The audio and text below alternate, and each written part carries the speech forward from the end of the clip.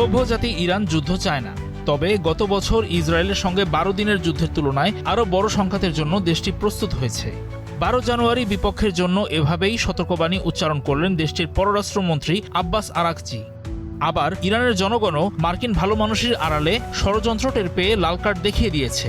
অবস্থা বেগতিক বুঝতে পেরেই কি ইরানে থাকা মার্কিন নাগরিকদের ভেগে যেতে বলছেন ডোনাল্ড ট্রাম্প?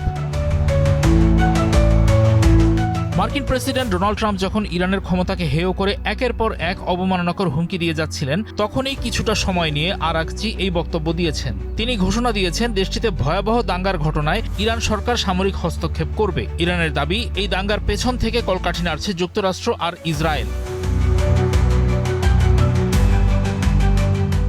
বিদেশি কূটনীতিকদের এক সভায় ইরানি পররাষ্ট্রমন্ত্রী বলেছেন, আমরা যুদ্ধ চাই না, তবে আমরা যুদ্ধের জন্য প্রস্তুত এবং আমরা আগের 12 দিনের যুদ্ধের চেয়েও বেশি প্রস্তুত।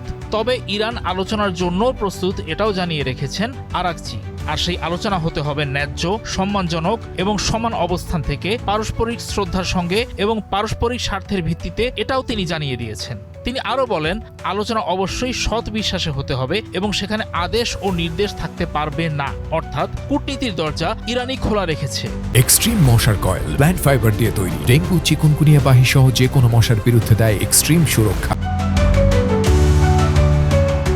ডিসেম্বরের শেষের দিকে ইরানি রিয়ালের চরম অবমূল্যায়ন হয়। মার্কিন অর্থনৈতিক নিষেধাজ্ঞার চাপে থাকা দেশটিতে জীবনযাত্রার ব্যয় বেড়ে যাওয়ায় প্রতিবাদ শুরু হয়। তারপর তাকে সহিংস দাঙ্গার চেহারা দেয়া হয় এবং দ্রুতই তা বিভিন্ন শহরে ছড়িয়ে দেওয়া হয়। এভাবেই গত কয়েক বছরের মধ্যে সবচেয়ে খারাপ জাতীয় অস্থিরতায় ভুগছে ইরান। দেশটির দাবি, বিক্ষোভকারীদের মধ্যে থেকে সন্ত্রাসীরা কয়েক ডজন মসজিদ, চিকিৎসা কেন্দ্র, প্রশাসনিক ভবন এবং অন্যান্য ভবনে আগুন ধরিয়ে দিয়েছে এবং শত শত বেসামরিক ব্যক্তি এবং নিরাপত্তা কর্মীকে হত্যা করেছে।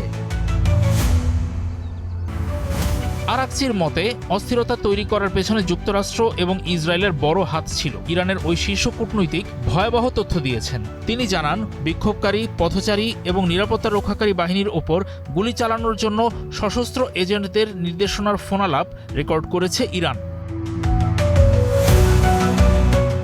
গত বছর যুক্তরাষ্ট্র ইসরায়েলের সঙ্গে মিলে ইরানের বিরুদ্ধে সংঘাতে নেমেছিল। তখন ইরানের গুরুত্বপূর্ণ পারমাণবিক স্থাপনাগুলোতে বোমা হামলা চালানো হয়। তখন থেকেই তাদের মধ্যে উত্তেজনা চরমে রয়েছে।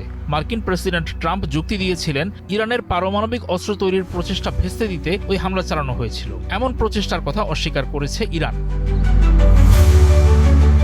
11 জানুয়ারি মার্কিন প্রেসিডেন্ট সাংবাদিকদের ইঙ্গিত দিয়েছেন, তার প্রশাসন ইরানে হস্তক্ষেপের কথা ভাবছে।